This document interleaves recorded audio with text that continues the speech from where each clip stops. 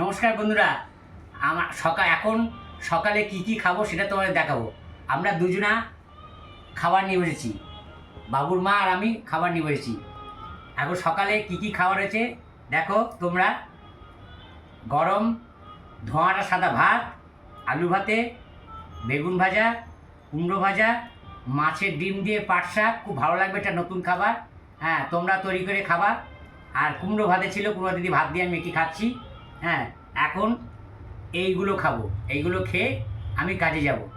আমি সকালে বাজারে গিয়েছিলাম, বাজার থেকে চাল নিয়ে এসেছি আর চিংড়ি মাছ নিয়ে এসেছি আর এক থান গামছা নিয়ে এসেছি।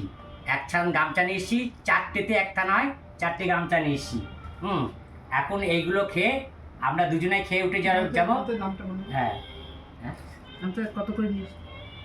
এগুলো এক একটা গামছা